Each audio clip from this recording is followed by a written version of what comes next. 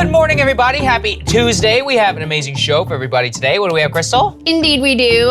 It is election day in the state of Virginia. That is what we are focused on. There are other elections going on around the country as well. We've got the closing messages from the candidates, the very last polls. This thing certainly seems to be coming down to the wire. We've got some new polling out of the Democratic Party in particular about how they may not be sold on another term of Biden. We'll tell you about that. Big Epstein update. The latest financial elite to be caught up in a scandal there. Jon Stewart, his new show, I gotta tell you guys, I've been watching it. It's phenomenal. But he did an interview with banker Jamie Dimon. It's extraordinary. We're going to bring you some of the highlights of that, of Stewart basically calling out Dimon to his face about what his actual priorities are.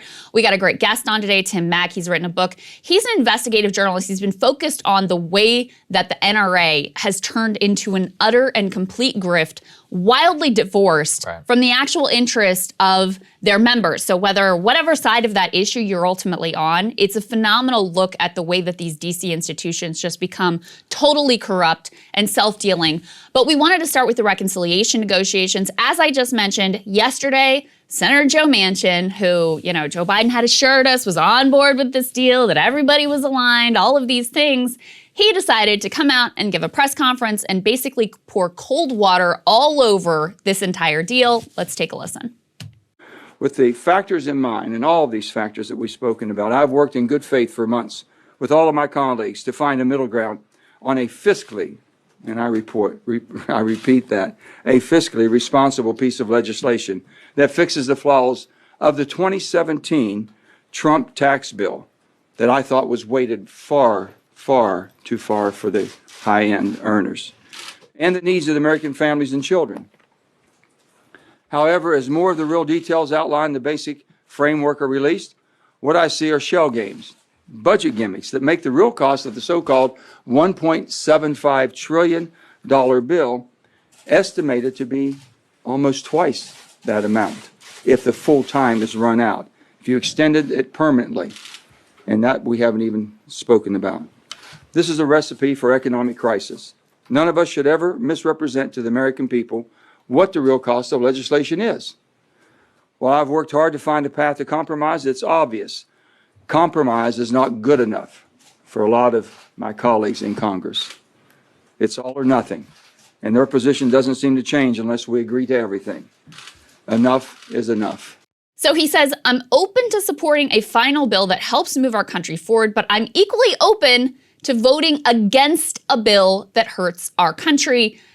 A lot of what he said there, I just find so disingenuous about the scoring of it and how much it costs. Of course, these same concerns never, ever raised about the size of our national security state, military spending, Pentagon budgeting. None of that is ever a concern. But suddenly in the moment you want people to have paid leave or childcare or universal pre-K, then it's, oh my God, I don't know if we can spend all this money. So you'll recall that progressives' position has always been, the one thing they've been consistent about is that the bipartisan infrastructure deal that people like Manchin and Kyrsten Sinema and others want has to be tied together with the reconciliation bill.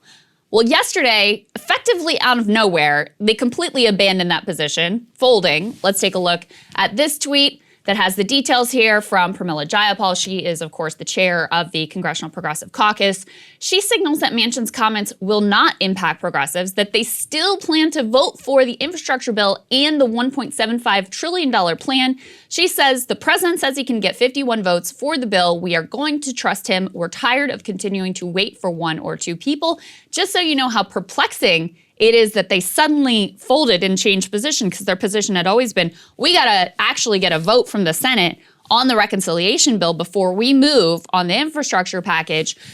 Jake Sherman, who's a congressional watcher, he talks about how bizarre it is that the progressives just folded here. So now Jayapal is going to send the infrastructure bill to Biden's desk without assurances on the Build Back Better plan. Progressives are in a much worse spot than they were last week. Manchin is saying he'd be fine voting against Build Back Better. What a bizarre turn. So that's kind of where we are this morning, Saagar. It's pretty amazing because whenever I saw that, I almost couldn't believe it. I mean, for months and months, and even last week, the House essentially did not have a vote on the infrastructure bill because the progressives said that they wouldn't vote for it. Yeah. And then he came out to give a speech specifically where he says, well, hold on a second. And actually, the New York Times did a pretty decent job of writing this up. Let's put that tear sheet up there on the screen. Headline is, Manchin raises doubts on safety net bill, complicating path to a quick vote. And now, what's really important in that Manchin tear sheet here is that he has gone out and said that he wants a CBO score. He wants like an independent evaluation of the actual effects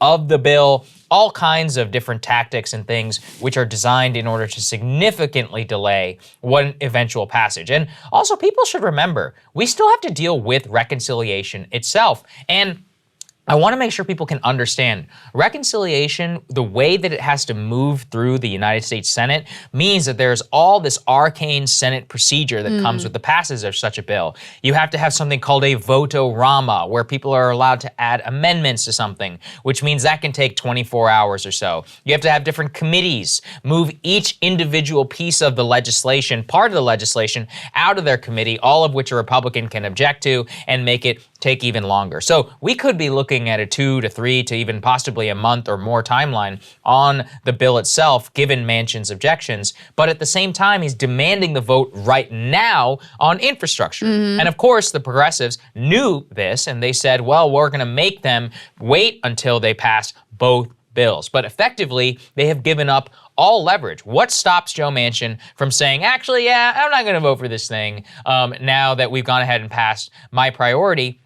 But Krystal, it's not just them. Remember, we have Gottheimer and many other, quote unquote moderates within the House. They have never wanted to vote for the Build Back Better bill. They have been pretty consistent and open that they only wanted one of the bills, which is why they wanted that one to move forward. So I think it very much looks like a situation where, that infrastructure bill could pass.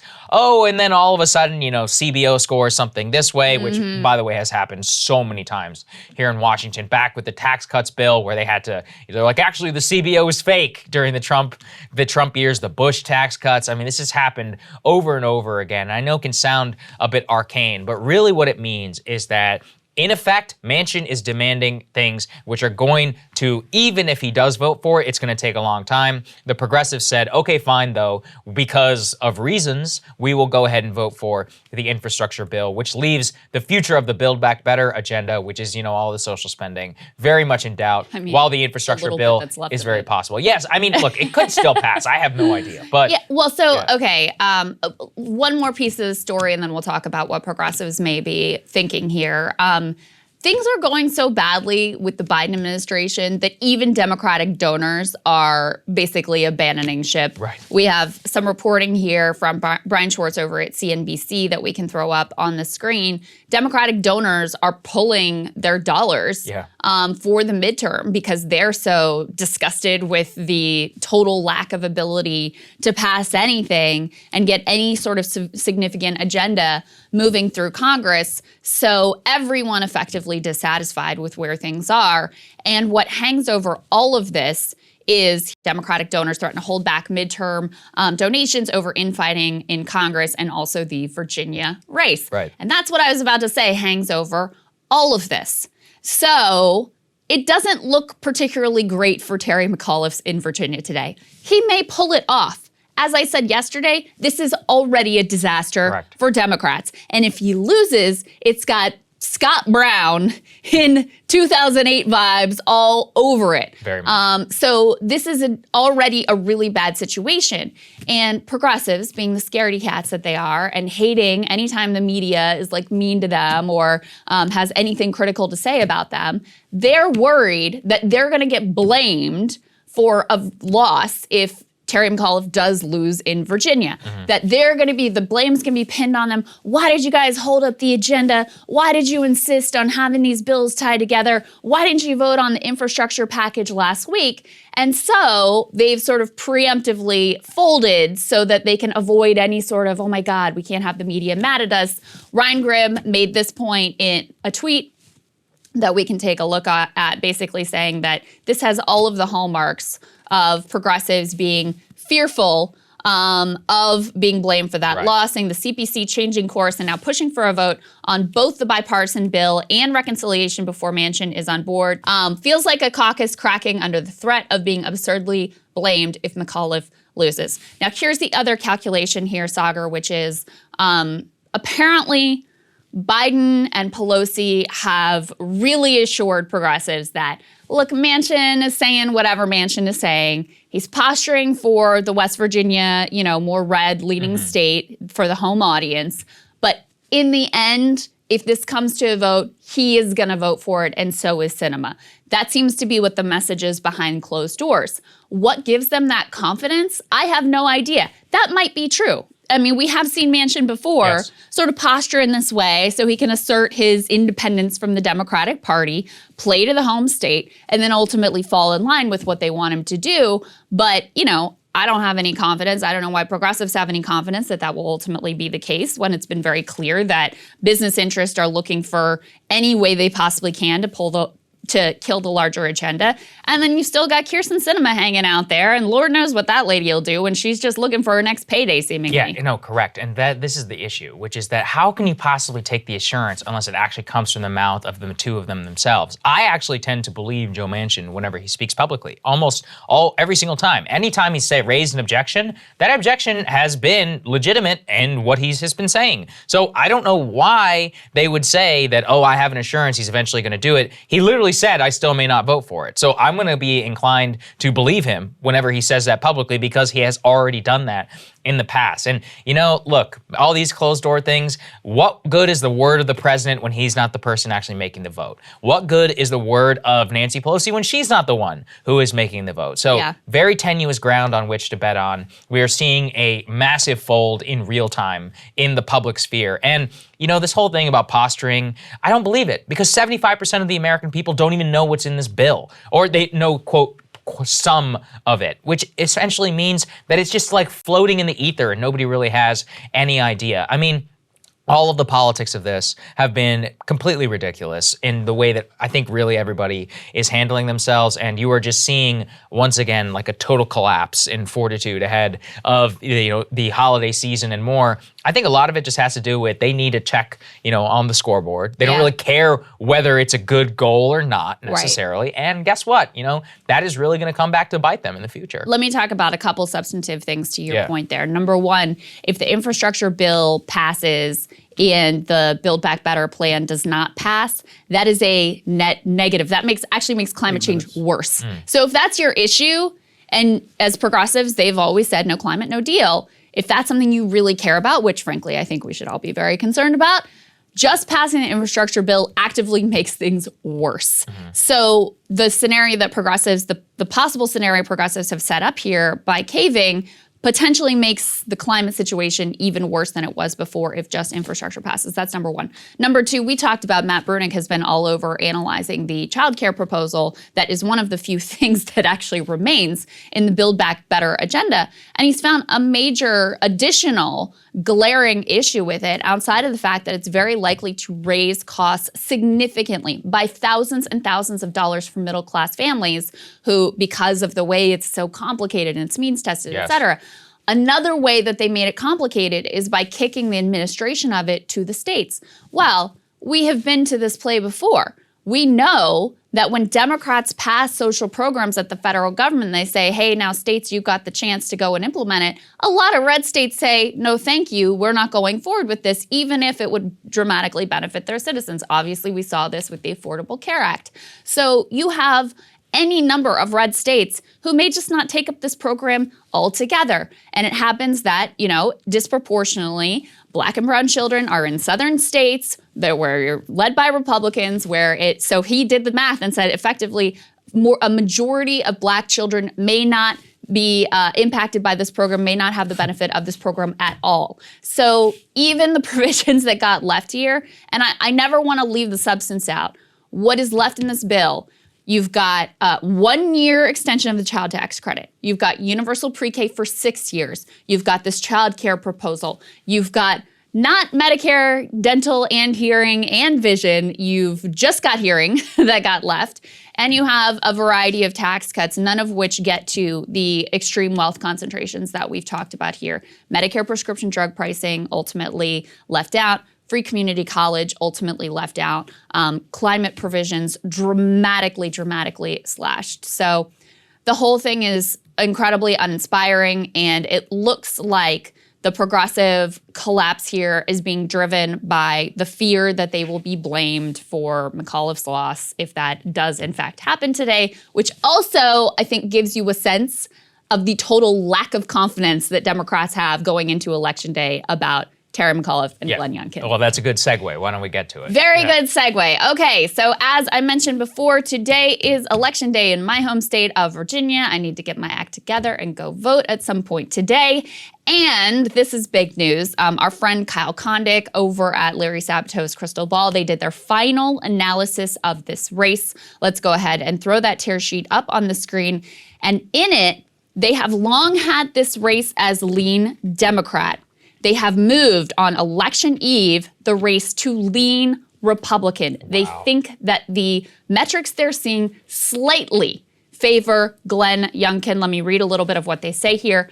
Let's assume the bulk of the polls are correct and that the race ends up being very close either way. Both of those possible results, a narrow win by either candidate, would suggest a significant fall off for Democrats from their strong Virginia performances in the Trump era and represent, at the very least, a bright red check engine light at the midpoint of the Democrats' journey from last year's presidential race to next year's midterm. I think another really important thing that Kyle goes through here, listen, if you're not in Virginia, why should you care about Virginia? Well, if you look at recent history in particular, Virginia actually has been quite a good bellwether for which direction the national winds are blowing. It hasn't always been that way because politics used to be a little bit more localized. Now, what happens at the state level is pretty reflective of the mood of the country, who's energized, who's depressed, and the sort of state of, the national politics writ large. He writes, in summary, 3 of the last 4 Virginia elections did end up being bellwethers for the future. Perhaps the surprising closeness of McAuliffe's 2013 victory also ended up being something of a harbinger for 2014 as well. The Virginia results from the recent, more distant past are more mixed. But what we've seen is after Obama, Bob McDonnell, Republican, gets elected pretty strongly too, and that portends the Tea Party wave. And you've seen in every election since then the way that the Virginia results effectively foreshadow what's coming for you at the national level. So what they're saying here is, number one, they think ever so slightly the polls and the metrics favor Youngkin. He seems to really have the momentum going into Election Day. This is the polar opposite of what happened in California, whereas things got more real. That's exactly it. Voters said, oh my God, I got to go out and vote for Gavin Newsom. Here, Youngkin seems to be on the march, and the polls have continued to tighten and actually show him up. Here's the very last 538 average of polls.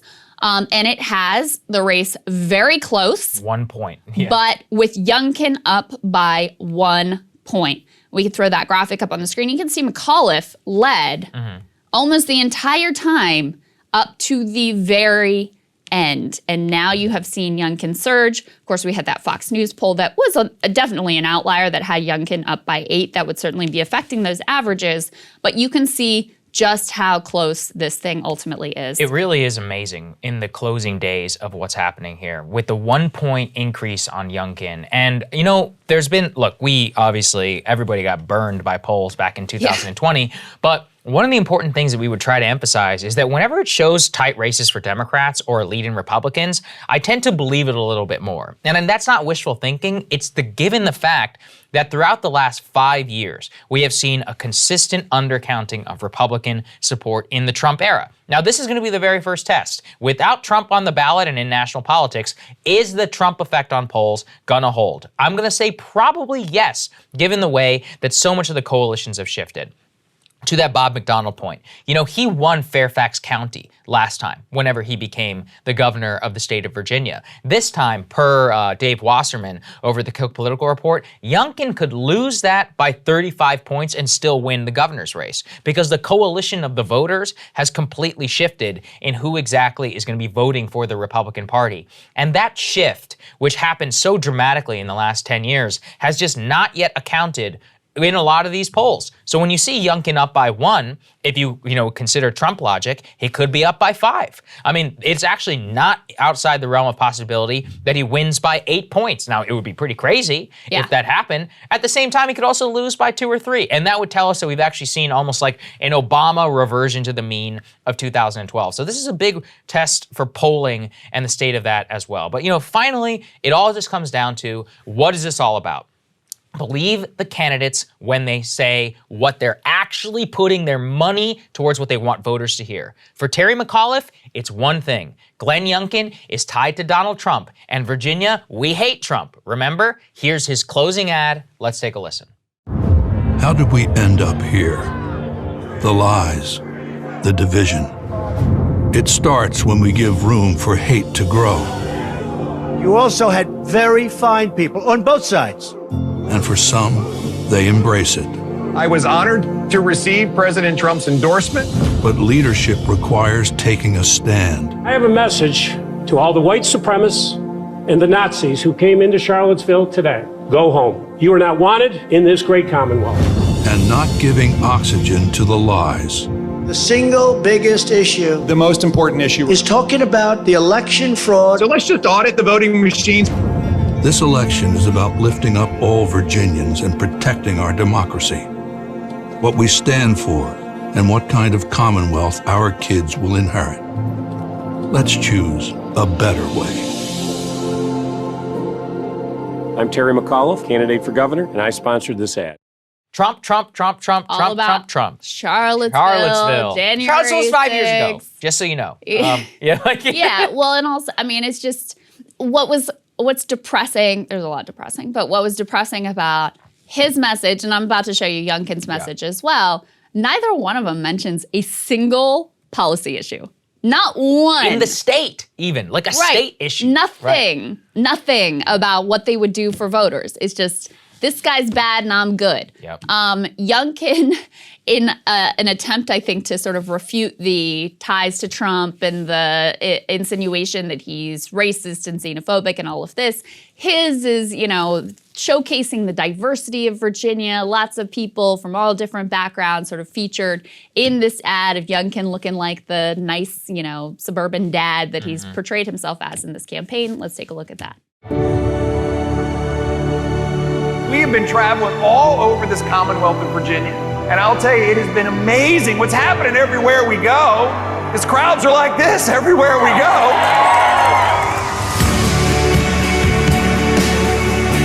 So we're in this bus, and we're asking everybody to sign the bus. So when we're done tonight, please go outside, get a pen, we got these cool pens, and sign the bus. What that allows us to do is allows us to have thousands of Virginians with us everywhere we go. Everywhere we go. Sign the bus. Now, friends, the reason why that's important is because everywhere we go, we're standing up for Virginians.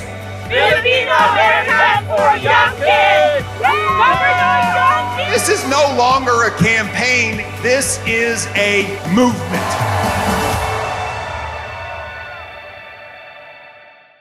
Very different messages. Neither of them really having to do with the state of Virginia. Not but a thing. That's politics now. It is all national, completely nationalized. I'm going to be talking about some of that in my radar as well, about what exactly people are discussing, whether COVID even impacts the elections anymore and to what extent. But it is just fascinating watching this happen because, look, if Youngkin wins by a couple of points, let's say a relatively decisive margin for a blue state, like a 3 or 4 points, the Dems are so screwed in the upcoming midterms elections. It's like difficult to even describe. They're already so screwed. I think you're right. And this I is think the you're point right. Kyle kind of keeps making, which is like, let's say Terry McAuliffe pulls it off in a squeaker. Like a half point or something. It's still a disaster. Right. Total Still a disaster. 10-point loss, right. I mean, this has Scott Brown vibes written all over it. And that was Massachusetts. I mean, this is Virginia. It's not as blue as Massachusetts. But at this point, this should be like a 10-point Dem win. And, you know, let's give the caveats. They do have history going against them. Oftentimes there's a swing back to, you know, a reversion back to the mean, all of those things. But, you know, Dems really kind of felt like they had the suburbs locked up. Like this was done. There had been a realignment. And it was over. Right. These ex-urban voters were in their camp now, and that was that. And they, I think we already know, dramatically overestimated how much of their support was actually about them and how much of it was just solely opposition to Trump. So we're going to get a good look tonight at just how badly they miscalculated. And look, you never know. Maybe Terry McAuliffe, maybe the polls are wrong in his direction. Gavin Newsom's polling was understated. Anything could possibly happen, and maybe he wins by a more comfortable margin and they breathe a little easier tomorrow. But going into this thing, doesn't look good. Yeah, it certainly doesn't. Okay, let's go ahead and move on here because the polling, you know, really does fit with a lot of what we were talking about in terms of 2024 and its own implications. Now look, obviously 2024, a long time away, but the snapshot about how people themselves are feeling about it is still useful to us. So let's go ahead and put this up there on the screen. It really caught both of our eyes, which is an NPR PBS latest Marist poll. Democrats want Biden replaced for 2024. 44% of the Democrats in the sample want somebody else. 36% want Biden. 20% are unsure. Well, that's kind of a disaster there because the president, what he long had behind him was a Trump-level similar approval rating within the Democratic Party. As in, and Trump would always do this whenever he was president. He'd be like, 97% approval rating amongst Republicans. Thank you. Yeah. You know, and it's like, okay, but like, what about the rest of the country? Right. And Biden often had the same thing. He had a 93, 94% whenever he took office. Now, his approval rating is still in like the high 70s, 80s amongst Democrats. But when you ask whether they want Biden to be replaced for 2024, 44% or a plurality say yes. Things can change, but this again points to one of the central dynamics in American politics right now. Nobody affirmatively liked Joe Biden. No one. They were affectionate towards him. They were shrugged towards him, indifferent, but nobody loved him. Right. And when nobody loves you, well, in times are tough like right now, then they're really going to flee away. During Trump and all of that, the people who loved him, they loved him. And nothing anybody could say would ever shift around that. Obama, as you pointed out yesterday, was exactly the same way. There was about a 30, 40% part of this country who just loved Barack Obama. And there was nothing that man could do in order to make you doubt what he was doing. Many other people were like this in our past politics. Reagan, similar other national type figures. But when you have this level of indifference and apathy, it makes it so when the winds are against you, that people will abandon you real quick. A theme I've been trying to come up with in my mind is about reversions to the mean, which is that coronavirus was just crazy. Like it changed everything. It made everybody short circuit and haywire in all these different directions. And as we continue to crawl out of it, everything is starting to revert back. What was the theme of 2019 for the Joe Biden campaign, Krystal? Nobody really cared about his campaign whatsoever. No. It was a disaster. He barely campaigned. He didn't campaign. He was fifth in the polls of the Democratic primary. The entire press thought he was a total joke. He seemed completely, old, out of touch with where the country was. Obama thought he was a joke. Waited until he absolutely had to wait in. Obama wouldn't even endorse him. I know this is ancient history because he won the presidency, but listen, as we continue to move out and things become normal again, try to remember what Biden was like in actual normal days. And this is why you can see that Democrats who were never really all that jazzed about Joe are just very suddenly being like, okay, screw him, let's go on to somebody else. That's a very dangerous dynamic. And as I said, well, I'm very reluctant and was several months ago in order to start reaching for the Jimmy Carter comparisons. But remember, this is exactly the same situation that Carter found himself in whenever it came to the Ted Kennedy challenge. Even if it didn't work, there was still a significant, amount of discontent within the Democratic Party at that time, which ultimately led to the collapse in 1980. Well, if you buy into this sort of like pendulum swing theory of presidential politics, which is that after one presidential personality, voters reach for like the polar opposite of that person. Joe Biden makes a kind of sense there because whereas Trump, like he can't resist weighing in on every freaking cultural issue ever, the women's soccer team, or, I mean, he just can't. Even now, he's sending out statements about Meghan McCain and whatever. Like, he cannot help himself. He has to wade in. He has to be divisive. He has to freak everybody out, make everybody hate each other. Like, that's just how he operates. Biden is kind of the polar opposite of that. I mean, first of all, he barely campaigned, so he barely said anything divisive about anything because he barely said anything. And we talked about early on how these culture war things, Mr. Potato Head and all these things would crop up. He would say nothing about it. He'd say, we have no interest in that, right? So he doesn't weigh in on any of that stuff. And I think during the campaign, look, it's something I personally appreciate because I think the culture war stuff is an obnoxious distraction from the things that really shape people's lives. But on the campaign, this really appealed to people because it was the opposite of Trump's divisiveness and his inflammatory rhetoric and all of this. But now that we're at this point where sort of the crisis is abating, sort of, we've got new crises popping up. We have people wondering, how did coronavirus change this country? What does normal look like? How do we feel hopeful about our future? And how do we make sure that regular people have a stake in that future? Like, is this country mine? What does it look like? How am I going to make sure that me and my kids can prosper, et cetera? They want a vision for the future laid out. He's just incapable of offering that whatsoever. And so there's this level of uncertainty and ambiguity that comes from his ineptitude and silence that is really unnerving to people. And the things that they thought they might be getting from him that were departure from Trump, things like competence and like basic governance skills, they now feel like, well, we're not getting that either. So what exactly are we getting here? Not a whole lot. I do want to, on that poll, so the wording of the question was, looking ahead to 2024, do you think your party will have a better chance winning the White House with Biden or with someone else?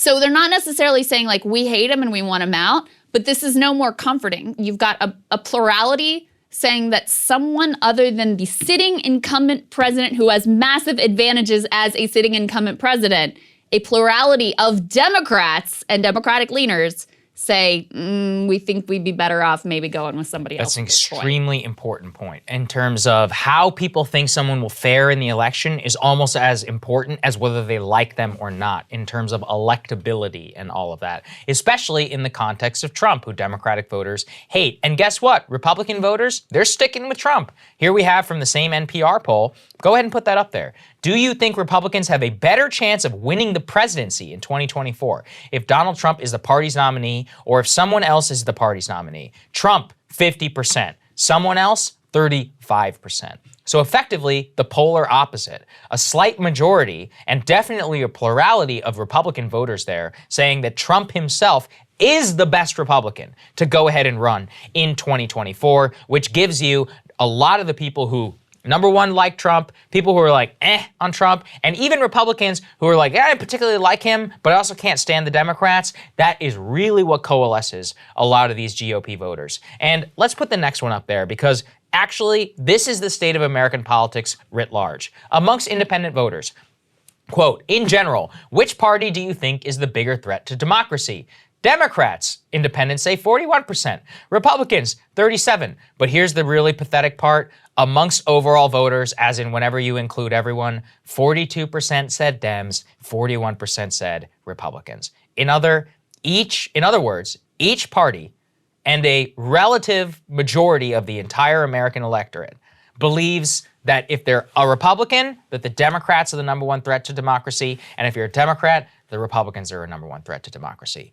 You can't live this way. It's like a total cluster in terms of the existentialism within politics. Yeah. You do not want existentialism whenever it comes to electoral democratic politics. Why? Because nobody is going to get a knockout punch in a system which gives a voice to the majority. And so then you just have everybody campaigning, number one, on false promises of like, we're going to stick it to the Dems. It's like, okay, yeah, well then they're going to stick it to you whenever they get into office. And then it leads to absolutely no cross-partisan effort whatsoever. Yeah, it's all just about you drive up the base, you win in your gerrymandered district, and your greatest fear is getting primaried for not sticking it to the Democrats if you're a Republican, not sticking it to the Republicans if you're a Democrat. And not even from huge problem. a policy level. Oh yeah, like in terms of like, yes, I agree with Trump, the election was stolen. Who can more signal their in-group loyalty? There you go. That's all it comes down to. I mean, that's how you end up with closing ads in the Virginia governor's race that don't say a damn word about what either candidate is actually going to deliver for people.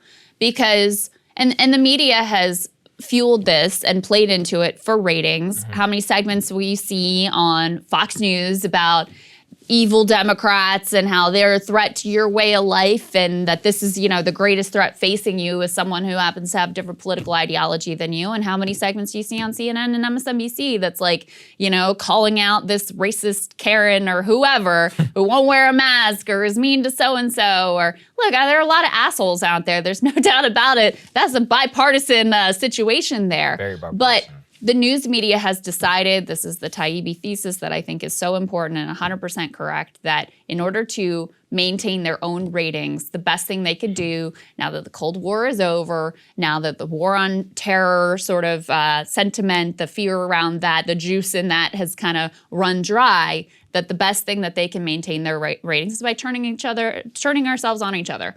And there are endless threats when it's your neighbor, when it's the people in the town over, when it's, somebody you've never met, but they're convincing you should be afraid of.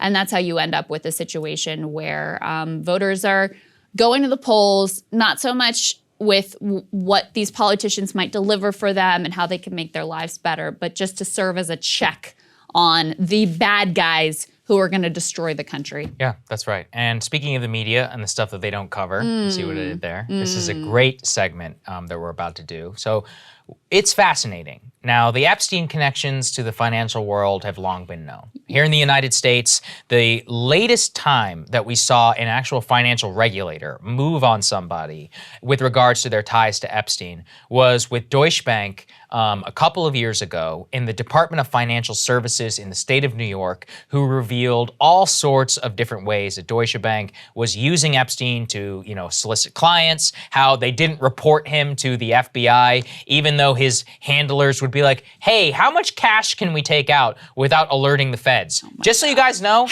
by asking that question, they're supposed to alert the feds. And he would take out hundreds of thousands of dollars in cash for, quote, tipping purposes. They found wire transfers. Yeah, very relatable. Found wire transfers, which were almost assuredly used for human trafficking purposes in Eastern Europe, payoffs to various types of people, all sorts of illegal activity, which the bank knew of, which they had all at the very highest levels, were aware of, and they didn't cut off their business with Epstein because, quote, because of the knowledge that he was helping them solicit other high net worth individuals, okay? So this was all admitted to, and they were fined by the New York State. Well, different financial regulators across the pond in the United Kingdom have been doing a very interesting investigation, and their findings have led to a bombshell in the financial community. Let's put this up there on the screen. So, Barclays CEO, Barclays, one of the largest banks in the world, chief executive Jes Staley is now leaving the bank after financial regulators had a confidential review of the bank's relationship with convicted sex offender Jeffrey Epstein. Now, unfortunately, because of British law and all sorts of stuff, we don't really know what exactly was reported in the findings. It's unpublished as of now. And by the way, any Brits, if you're listening and you're a journalist, it would be great if you get your hands on that report for all of us over here. Now, what's interesting is that it was so bad that even though Mr. Staley, Jes Staley, disputed the findings of the report, the bank itself was like, you gotta go, man, in terms of what they found here. So clearly, there was something which is very important. And really what it is that Staley has long said that the relationship with Epstein and the bank, which was actually pre-existing prior to him becoming CEO, already a red flag, was one in which that he would help them find clients. So again, this is the same thing. He said that his relationship with Epstein, quote, tapered off significantly back in 2013, that he had not even seen him since he had become the CEO in 2015. He's like, I regret it, of course, I regret it. But really what they point to is that what he did while he was working in the finance industry is he leveraged his relationship with Epstein in order to get more clients for the bank. So this is the second titan of Wall Street in order to be brought down by this. And look, how many more have to fall? Leon Black, who is one of the largest private equity guys on all of Wall Street, he's worth like $9 billion, had to step down from Apollo Management Group because of his relationship with Epstein. And because it came out from the New York Times that he had paid Epstein up to, quote, $150 million in exchange for tax advice.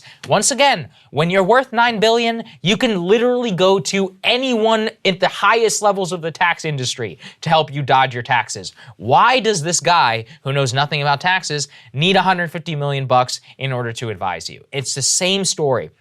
And in this particular case, it seems to be that all of the people who were at the very top and who were working specifically in the industry of managing the money of billionaires, of managing deal flow, of managing people's money and high net worth asset individuals, is that they knew that Epstein was a conduit to those people, which is, what do we talk about here on the show all the time? Follow the money. You think these people are fools? You think that they're gonna have a relationship with somebody if they're not making them hundreds of millions of dollars in fees, and they're not gonna overlook obvious financial irregularities and bad conduct beyond personal conduct, which was all public record, and all of that because they couldn't make and become ludicrously wealthy? Yeah. This is just another, clue in exactly where things, what the relationship was between Epstein and these people at the banks. Yeah. And once again, Krystal, we have no idea what's inside this report, but I would really love to know. Bad enough to make the CEO of one of the biggest banks in the world resign. Resign. I mean, there you go. It's not an accident that Epstein, like all of these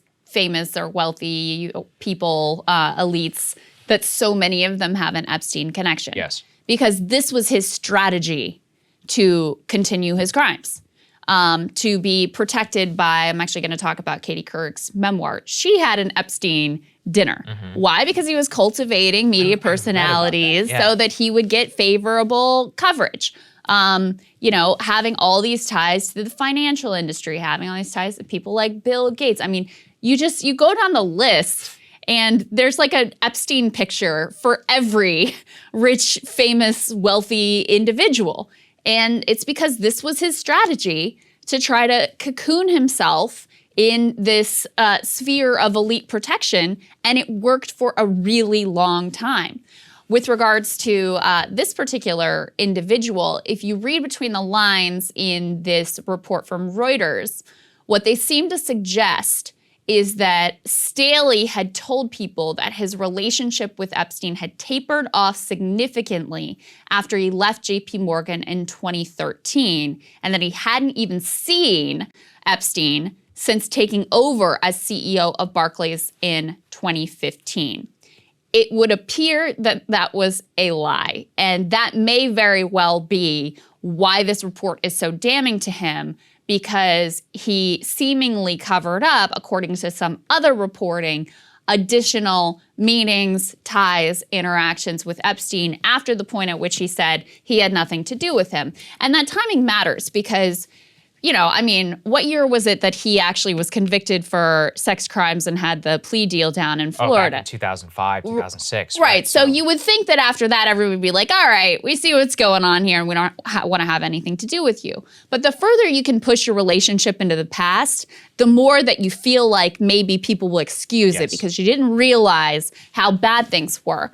But the New York Times reported in 2019 that Epstein had referred dozens of wealthy clients to Staley, 2019 being a long time after 2013 when he said the relationship had, quote, tapered off. They also reported Staley visited Epstein in prison when he was serving a sentence that was between 2008 and 2009 for soliciting prostitution from a minor. So he also can't say, like, I had no idea anything was wrong with this guy. He literally visited him in prison.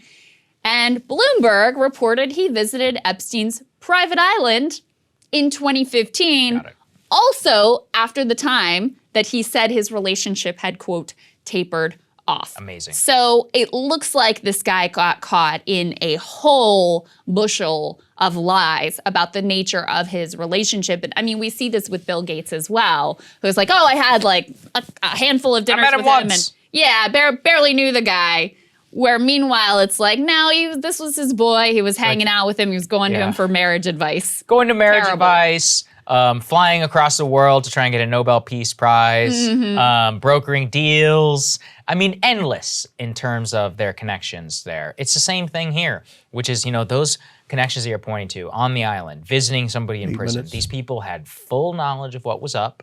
They leveraged it in order to take a lot of money from other high net worth individuals. And the ultimate question is, what did he have on them? And vice versa, that this was all just some big understanding where everybody's making a whole lot of money. Still no answers to that questions. I'd love for, by the way, while the Brits are paying attention, one of your princes also needs to get his ass over here to the United States in order to stand civil trial in the state of New York. But as we'll continue to follow that story, this one as well, a bombshell that really reveals how much of the top levels of Wall Street worked until very recently. Speaking of the top levels of Wall Street escaping all accountability, yes, Jon Stewart had an interview with CEO of JP Morgan Chase, Jamie Dimon. And I got to tell you, I've been watching Stewart's new show, The Problem with Jon Stewart. It's phenomenal. It's so good. I'd particularly recommend to you the episode he did on the economy. Pulled together all the resources. You remember on The Daily Show, they pulled together all these clip montages from news. Yeah. Done phenomenally. But then also, it's a little harder edged than The Daily Show. Like, he's clearly sharpened, become more biting. It's not on cable, so he can curse. It's a little more like, it's his ideology has clearly sharpened a little bit, whereas he used to be a little more just like, let's all get along. Now there's a more direct and biting critique. One of the hallmarks of his show, which it has a companion podcast, which is where the Jamie Dimon interview lives, is all of these very powerful people, Dennis McDonough, Janet Yellen, have been sitting down with him thinking like, he's a comedian, it's Jon Stewart, he's liberal, he's on our side. And then he just goes after them. Shreds them in a way that like a true journalist actually should. Why? Because he doesn't care if he gets access to these people again. He's already multi-million. Yeah, he's rich, he's famous, he's got everything he wants. So it really feels like this show is about his passion to explain, his passion to deliver a message, his passion as always, which he's always been so good at sort of exposing the hypocrisies of elites and the media in particular. So in this interview with Jamie Dimon, he has a deep debate with him about the state of the economy and whether or not it's rigged on behalf of the investor class, people like Jamie Dimon. And I'm going to play you a couple of clips. The first one, let me just set it up for you a little bit. Back when we were on Rising, remember we talked about the Business Roundtable? Of course. And how they had this bullshit pledge, we're going to be socially responsible. Don't worry, you don't have to regulate us. You don't have to tax us. We're going to do it all on our own just because we're amazing people. So Dimon tries to spin Jon Stewart on like, at the Business Roundtable, you wouldn't believe it. We're not out for just shareholder value and profits. We're really in it for the good of the people. Let's take a listen to how that exchange went. So you may be surprised, but the Business Roundtable, which changed what it looks at is that we have to take care of customers, employees, communities, in addition to shareholders, actually wants minimum wages to go up. We want to fix the inner city schools. We want to have proper immigration systems. We actually have a lot of policies that would improve the safety net around healthcare, and the system needs a lot of work to make it work for everybody. But then, Jamie, so here's where I think we get into the difficulty, which is that the Business Roundtable signs on to all kinds of socially responsible, precept, whatever you want to call them. when given the chance to advocate for policies that would make that possible, almost always fight against them. Even for you guys, 2017, everybody lobbied for that corporate tax cut. Well, the social policies that you're talking about, that the Business Roundtable would supposedly support, cost money. And any kind of push to raise a corporate tax rate is fought tooth and nail by yourself, JP Morgan, the Business Roundtable. The biggest obstacle is actually corporations like yours, the Business Roundtable corporations. Those seem like the biggest obstacles for us to actually implement the kind of changes that you yourself are supporting. So you see, Stewart calls him out directly. Amazing. Says, you claim that you support social spending and all these good things. You really care about the common person. But when it comes down to it, the money you're using to lobby Congress is all about keeping your tax rates low.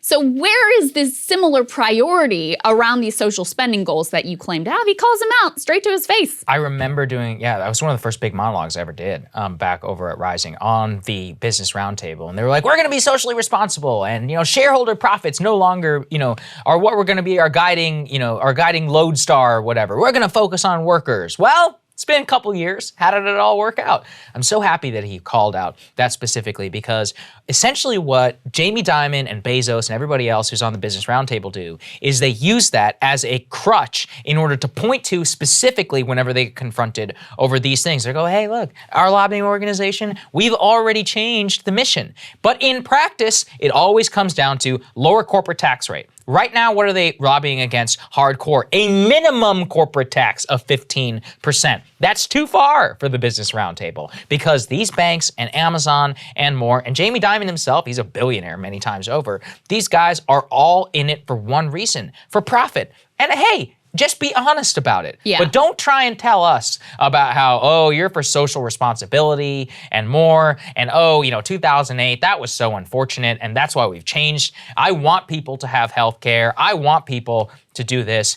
In terms of where they put their money, follow where they push it. It is all towards making sure that they get to keep more. Mm-hmm. That is it, period. And it is amazing, because I don't know why these people seem to be sitting with Jon Stewart. I don't quite get it. Like Dennis McDonough and Janet Yellen and Jamie Dimon, do you really think this is going to go well for you? But I think a lot of them have the hubris to think that they can spin somebody that, because Jon, is very, he's obviously very progressive, I think, personally, and pretty much on a left to center perspective. But if I take anything away from his public commentaries post-Trump years, he seems to have a very similar diagnosis as us as to what really happened. And he understands how full of it both sides of the media are, and really how much class consciousness has been ignored by people in the elite circles for a long time. I really wish he'd been around during the Trump years, because he seems to be one of the few that didn't have his brain broken by Donald Trump.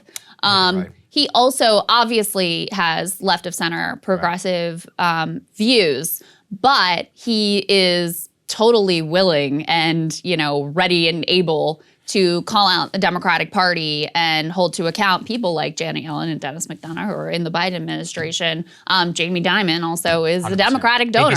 Big Democratic donor. So he's not afraid of also pointing fingers at the Democratic Party. And I think that's something that you and I both find really important. Yes. Because, look, your ideology is your ideology. That's fine. We can have a debate about that. But if you're just cheerleading for one team or the other, then you're fundamentally, first of all, you're a propagandist, and also you're not interesting. So there's another moment here that I wanted to play for you, which is also quite incredible, and I think exposes just how wildly out of step Jamie Dimon, and by extension the entire elite class, is from the actual lives of regular Americans. And this is where they get into a debate about, don't you think, Jon Stewart is saying, that things have been rigged in favor of these gigantic employers and away from labor, and unions have been crushed and workers have so little power? And Dimon actually argues with him that places like Walmart and Wendy's are amazing for workers, and they're the best employers, and we should be super grateful for them. Take a listen. Why is it that, labor and workers haven't seen their wages grow. It's because corporations left to their own devices will, as they should, only be looking out for their profit. That's just... And I totally disagree. I think that's how they... When you, ironically, short-term profiteering and stuff like that is the worst thing a company can do. And maybe, and again, with some facts, that some of these, quote, biggest companies in America are the highest paying companies in America. And they all give medical care. They all treat their people really well. There are, I think, 30 million companies in America, and while I applaud small business, which has been... Should they share in the profits? Like when Walmart makes billions of dollars, should their workers share in that? Should they also get profit sharing? Should they also benefit when the company benefits, especially since the company benefits from American infrastructure and from the taxpayers subsidizing their workforce with social safety programs? So should that be the case? Yeah, I don't want to talk about any one particular company, but I'm using them as an example. A lot of companies do that. They have profit-sharing plans, and they've got training plans, and they have opportunity for people. And Generally at the white-collar level, unless they have a really strong union. Again, that's just hugely not true. That, people make fun of these starter jobs, my whole life I've heard people make fun of burger flippers and stuff like that. Jobs bring dignity. Jobs are, that's first rung in the ladder. My guess is that half the That's people not making fun of jobs. Half the people that run McDonald's started as a burger flipper. It was McDonald's who trained them, who gave an opportunity. And I think it's a mistake to just diminish the role that these companies played. Just like the U.S. military does the best job in the world, in my opinion, of taking kids out of inner cities and giving them haircuts and train how to be teamworks. So the bigger companies provide a tremendous amount of that, quite deliberately. I'd be hard-pressed to say that Walmart, Burger King, and those corporations don't exploit their workers. That is a classic Incredible. of the genre, Krystal. That's a classic of the genre. These big guys, it's actually really good for work. It's like whenever people talk about how Amazon right now is paying like a $20-something minimum wage. I think that's great, in order for these people to get that. But they only get a 10-minute break. You can get fired by an app. They have a huge amount of control over your life. Don't you dare try and form a union.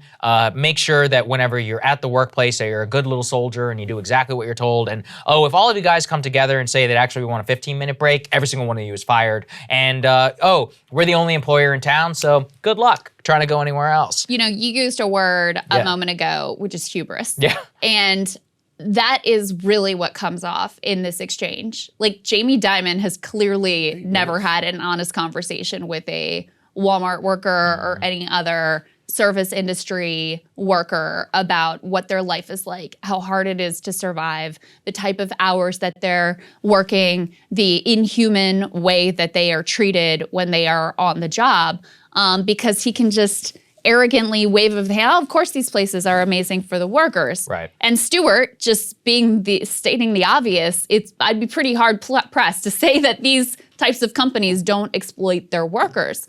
And that theme of arrogance with Jamie Dimon comes throughout this entire podcast. He repeatedly tells Stewart, basically, you don't know what you're talking about. This is way more complicated. It's above your understanding here. It's way more complicated than you could possibly understand. So with the implication being, that's why you have to leave it to people like me and other members of the ruling class to set the policy for the rest of you peons who are too stupid to ultimately understand. Yeah. Number one, that's absurd. And these same people, the Jamie Dimons of the world, how many times have they gotten things wrong to the extent that they nearly destroyed the entire world? They needed a relatively bailout. Recently, okay? Right. Number two, look, you listen to the interview, you listen to Jon Stewart's work, you follow his work over the years. This is an incredibly intelligent individual who has done his homework and knows what he's talking about and has actually, I think in the past 10 years, talked to some regular people who could give him a few insights into what life is actually like for them.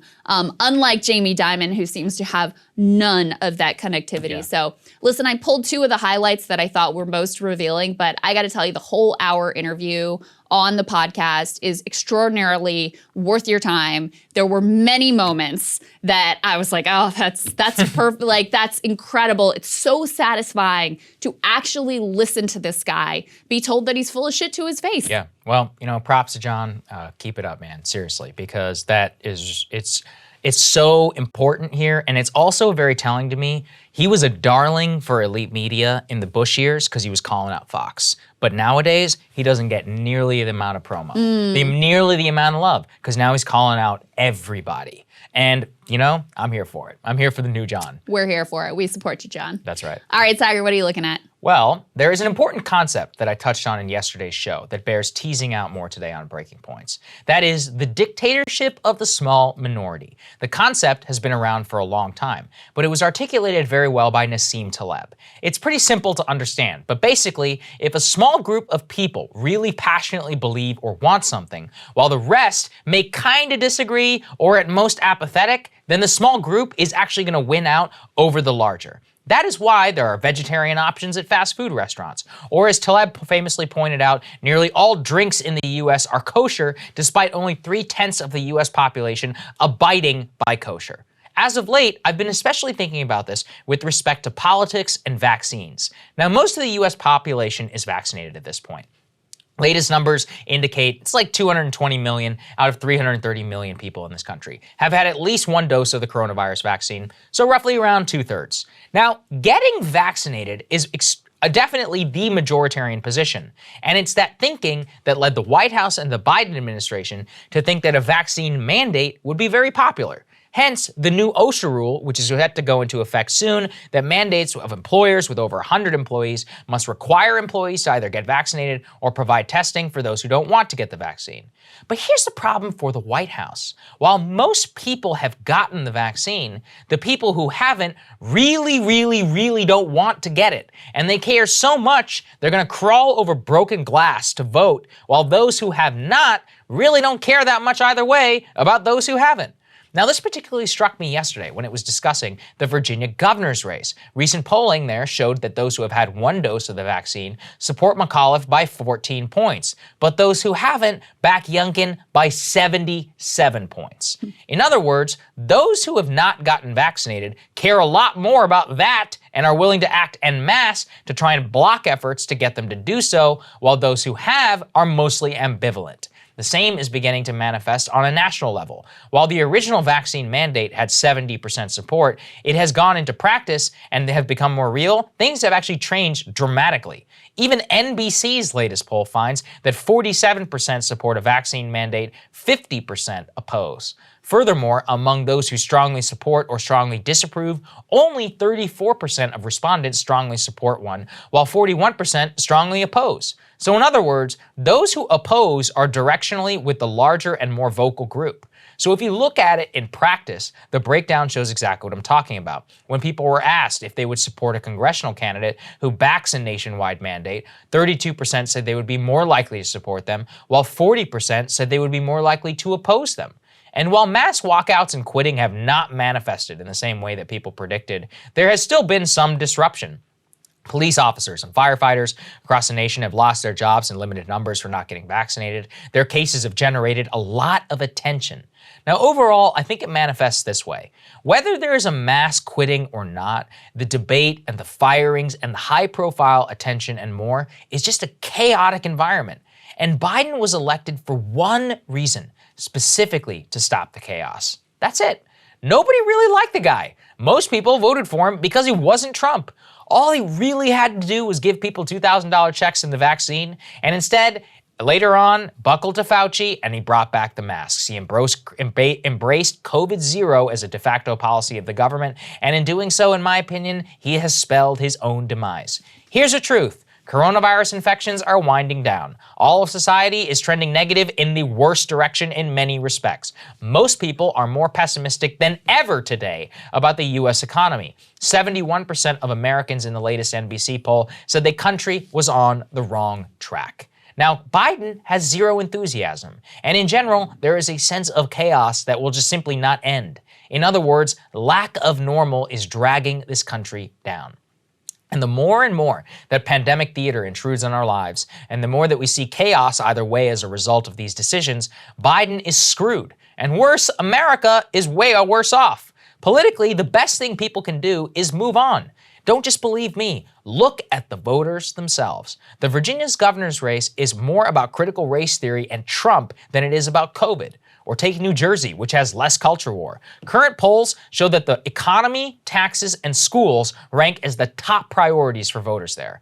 Politico even quotes top Democratic aides who arguably benefited from COVID more than anyone, saying, quote, everybody's just ready to move on, and that, quote, whether the science merits it or not, the public is ready to move on. But don't just believe their words, believe the dollars. In the final weeks of spending in October 2021 for the VA and New Jersey governor's races, guess what percent was COVID related? 6%.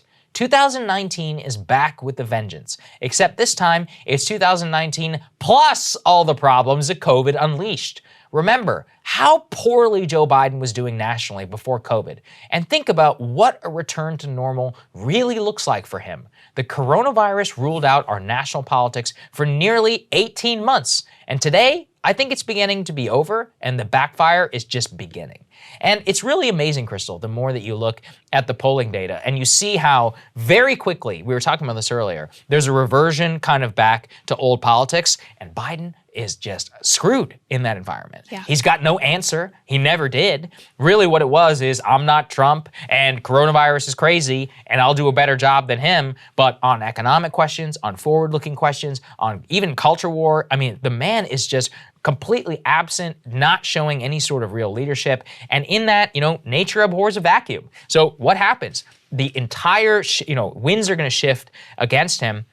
And I think that it's just coloring everything to think that the virus itself continues to rule day-to-day politics. When politicians' dollars, what voters are responding to, just tells us completely the opposite. It's kind of a fascinating story. It is very interesting and very upsetting political moment, frankly. I mean, we keep having these wild shifts in our politics because clearly the old model of neoliberalism, it's broken. Right? It's broken. It's been discarded by the American people. Like, there's such a yearning for a different approach. And Biden happened to come in at the time of the pandemic, and it happened to be enough to say, I'm not Trump, and I'm going to sort of lower the temperature. And people at that moment were like, you barely won, remember? Yeah. People were like, all right, well, I guess that's better than what we've got now. Now we're in a different moment. Now people are looking forward. They're looking towards the next 5 years, the next 10 years, to the future of the country in this very sort of like soul-searching and existential way, and saying, what is this going to look like? How are we going to have a society that even stays glued together?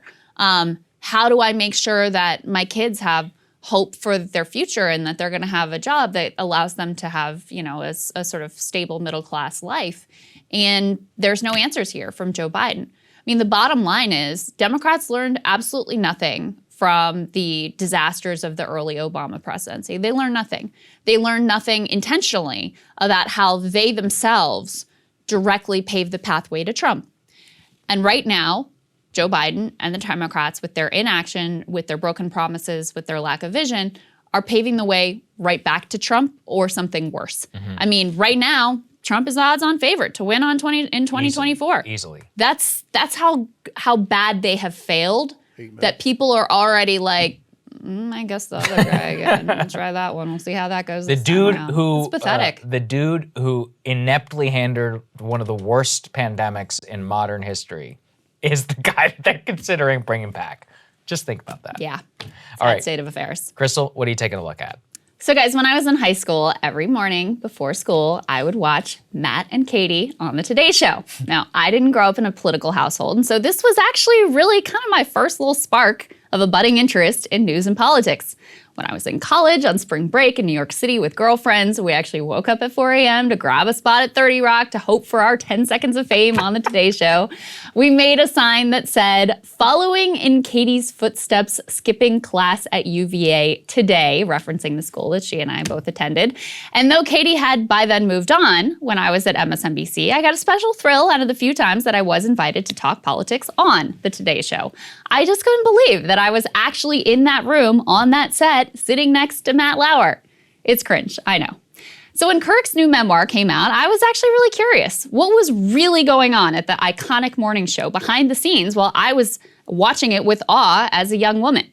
And as it turns out, quite a lot was going on. In going there, Katie Couric accidentally tells on herself and on the bankrupt news media that has failed our country at so many critical junctures.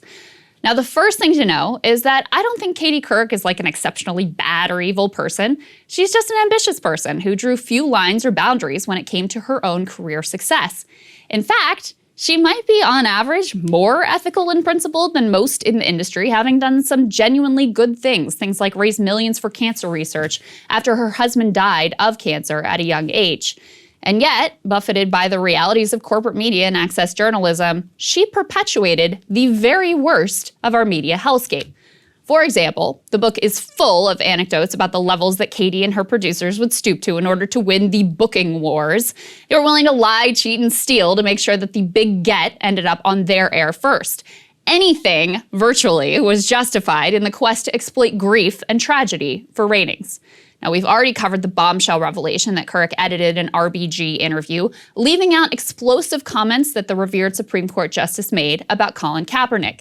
Katie wonders in the book whether she would have protected Clarence Thomas or Samuel Alito from similarly embarrassing comments.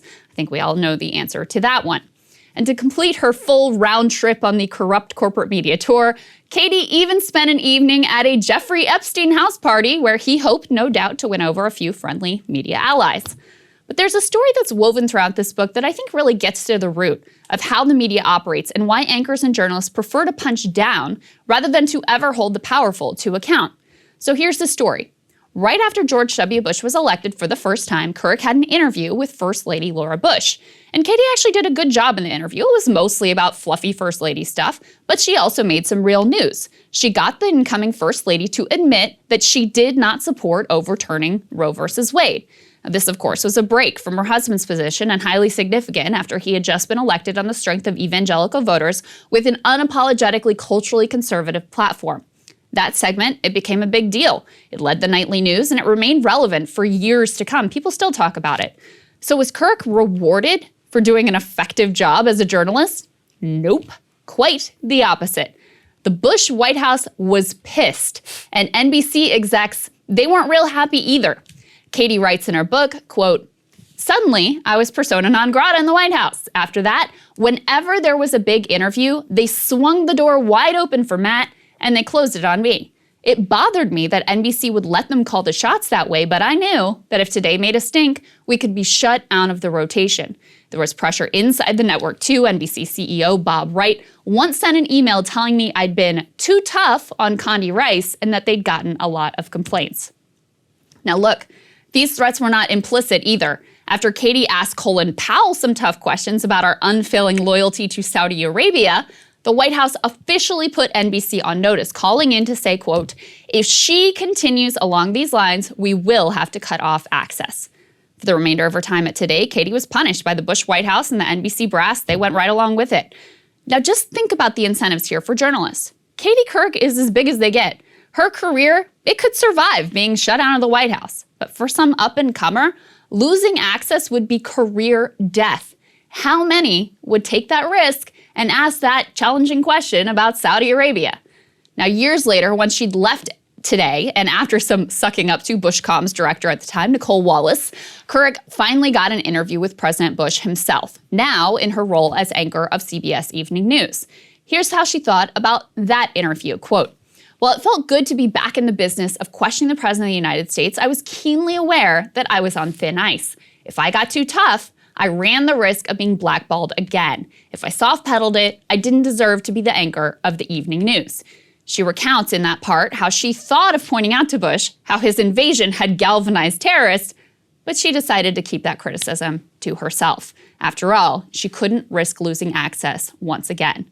Now, just multiply that choice by 1,000 times or by 1,000,000 times, and you see how we end up with the media rot that we've ultimately got. Questions that are not asked, stories that are not pursued, obvious follow-ups which are left unsaid. Just ambitious career people playing the game because it's in their interest. The public's interest? Not so much. And Saagar, you know, it's interesting because no one even picked up on this nugget as because they're playing the same as game. Noteworthy. Because it's the air that they breathe. Right. It's the water that they swim in. It's so obvious to them that of course you'd have this, inability to ask powerful people like the President of the United States or the Secretary of State challenging questions. They just assume that that's the case, that could harm your career and cause you to lose access. And they accept that that's the way that the game is played. Yeah, I dealt with this on a very similar scale. I remember whenever we were interviewing Trump, whenever it came to, I forget who it was. Some celebrity had accused him of sexual assault or whatever. And we were about to walk in there. And Sarah Sanders was like, don't ask about this. And we were like, we're obviously going to ask, right? Right. And we did. And afterwards, she's like, just had to go there, huh, guys? And it's like, I'm just doing my job. Like, Don't try and make me feel bad for doing my job. But they work the refs because it works. And guess what? I never got another interview with Trump. Now, look, it's not like I was trying as hard, but that was it for me. And I had 4, right? So that's just on a microcosm of how they pressure. If they don't pressure you, they call your boss. They'll call the owner. They always know how to put pressure and exert control on you. And you would be lying if it didn't have an effect. Yeah. Right? Oh, we would be lying. Of course. I had decided to choose. I'm like, no, I'm just going to focus on Rising and do that instead of chase these stupid ass interviews. Yeah. But like, that was a choice, right? Like, most people aren't going to make that choice. That was risk, personally, in terms of what I was doing. But for everybody else, it's just that this is the area that you breathe. It is amazing, that Bush part in particular, and it reminds you how much control the Bush administration had over the media at the time that they never, ever talk about. Well, and so this was funny. As I was researching this segment, I was like, let me see what interviews Katie's done around this book. And I pulled up the one on the Today Show with Hoda and Jenna Bush. And I watched this thing, 10 minutes long, which on the Today Show was actually a really lengthy interview. And they didn't ask her a single question about any of this. Certainly not about the Bush stuff. Actually, Jenna makes a joke like, I'm not going to say anything about my family. That's for a different segment, which is awkward. Okay, cool. Then you also had the RBG stuff, no mention of that. I mean, any of the like sort of political or more challenging stuff totally left off. It was all just like fluffy, what did this feel like? And do you want to inspire girls with this and that sort of stuff? So not much has changed, I guess. They still are not willing to ask uncomfortable questions that would either reflect poorly on themselves or their network or on Katie Couric as she's sitting there in front of them. That's right. All right, we got a good guest standing by, Tim Mock. Let's get to it.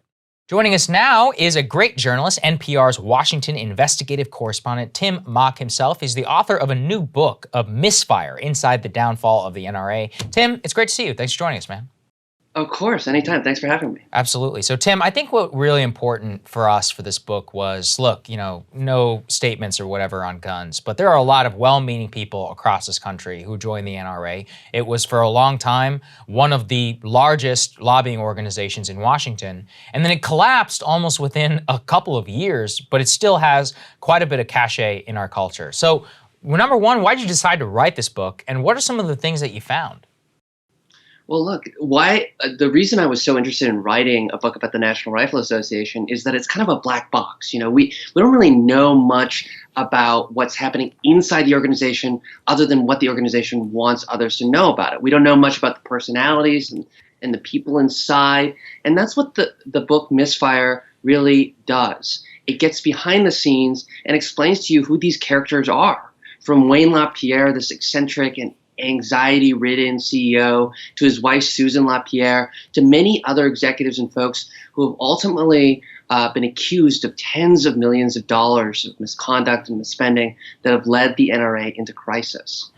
Tim, could you expound on that a little bit? And this is a little bit personal for me because my dad is very passionate about gun rights. He's a very responsible gun owner.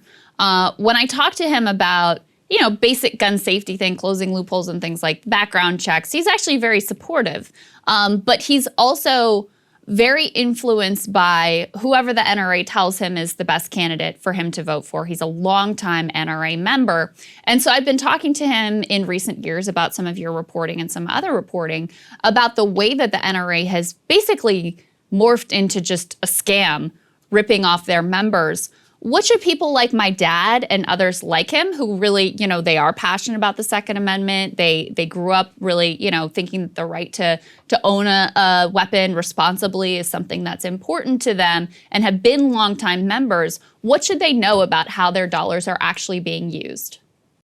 Well, one of the reasons I was able to write a book like this, do over 120 interviews with folks inside the NRA universe and get thousands of pages of secret depositions and internal documents and emails from inside the NRA, is a lot of folks inside the NRA universe feel very betrayed by how the NRA executives have acted. They feel for folks like your dad and other people who might be contributing $5, $10, $15 a month to the National Rifle Association and seeing that money in the millions of dollars going towards private jet travel, exotic vacation for Wayne LaPierre and his family, trips to Europe and the Bahamas, really expensive dinners, 6 figures in suits for Wayne on Rodeo Drive. That's one of the big reasons why dozens of NRA insiders were willing to talk to an investigative reporter. And Tim, is LaPierre really the villain here? Like, is he the one who, had these lavish tastes and was sort of appropriating, misusing the money that was coming in? Or was there a rot within the organization before he's named its president? Well, as the head of the organization, he's ultimately responsible for what happens in the organization, but he's by no means the only bad player in the saga. I mean, we've spoken a little bit about his wife, Susan LaPierre, but there are many other executives who have received millions of dollars worth of self-dealing contracts and gotten a lot of money, not even to show up or do any work at all, but by virtue of being connected to Wayne LaPierre. So where do you find to be the genesis of the corruption within the NRA, Tim? Was it, at what point did it happen? Did it just happen under LaPierre's rule? Has it been a long time kind of within the organization? Where did you find this to be a problem? Well, the book opens out with this scene. It's Wayne LaPierre's wedding in the late 90s, and he doesn't show up. The wedding gets delayed. He gets ultimately berated by his wife and the priest into going through with it. It's a very awkward scene. He doesn't make eye contact with his bride during the ceremony. It's very weird. And I use the scene to make a point about Wayne LaPierre, right? He's a very kind of anxiety-riddled person. But over the years, people have learned, vendors have learned, people who support the NRA have learned that if you yell at Wayne LaPierre long enough, he's going to approve a contract for whatever money that you're asking for. So what's the basis of the rot? Wayne LaPierre is at the very core of it. Now, the problem really did get worse over the Obama era, right? Because the NRA really does succeed and do well in fundraising in years when Democrats are in power. It's during the Obama era where a lot of this corruption happens, but ironically, it's during the Trump era when money contracts and there's less fundraising that these acts of corruption begin to bubble up during the contraction of their financial situation. So let's talk about that. You write in the book, quote, the foreseeable decrease in revenue during the Trump era, because when Democrats are in power, they're good at scaring, they're going to come for your guns, et cetera, et cetera. When Trump gets elected, there's a predictable decrease in revenue. You say that had not been addressed, and every department within the organization resisted the cuts that Wayne proposed. Meanwhile, the cost of NRA TV continued to rise, and the problem got so bad that by the end of 2018, the NRA was struggling to pay staff salaries. Tell us about their sort of implosion during the Trump years. Yeah, they were finding it hard to make payroll. That's how dire the situation was in the 2018-2019 timeframe. And that's where another interesting character comes in, that of Oliver North. Oliver North, of course, is famous for the Iran-Contra scandal, but he comes in, he's brought in as the president of the NRA. Wayne LaPierre hopes he can fundraise using Oliver North's celebrity and kind of fundraise his way out of the problem. But Oliver North, when he comes in, realizes there's a deep, deep rot in this organization. He tries to initiate an internal audit of the NRA and ends up getting kicked out of the NRA in this very climactic scene in the book in this Indianapolis hotel suite that I outlined. Wow. That's so wild. We really appreciate you doing this reporting, Tim. I do think it is very important. Like we said, this is about misuse of funds. Regardless of what you think of the organization, there are many millions of people joined it in good faith and really believe in the mission. And I do think it's a tragedy that they're getting taken advantage of. Book comes out today. We're going to have a link in the description. Is there anywhere else that you would like, or anything else you'd like people to do? I'd love for them to buy the book. Awesome. Well, we'll have the link. Everybody can go and check it out. We really appreciate you joining us, man. Thank you. Thanks for the great reporting, Tim. Great to have you. Thanks, everybody, for watching. We really appreciate it. We've got the studio upgrades. We're dialing in the cameras. Everything's working with the podcast. Thank you in terms of the just sticking with us. We have growing pains. We're a very small business, a small team, and more. A lot of it is just Krystal and I texting back and forth. Like, how do I deal with this problem? How do I deal with that problem? But look, I would take it over working for a big corporation any day of the week. The only thing that makes it work is your guys' support. So if you can help us out, the premium subscription is right there. You know, you get all these benefits and more, but really what it is that you're supporting the mission of the show. We just upgraded the studio. We want to be able to expand the team if necessary, bring in any resources possible in order to make the show as good as possible for you, but also to spread the message and to spread the word to as many people as humanly possible. Yep. So thank you all so much. Already cooking up ideas for the midterm elections so that we can make sure we provide the best coverage of anyone out there. That is our goal. You guys make that possible.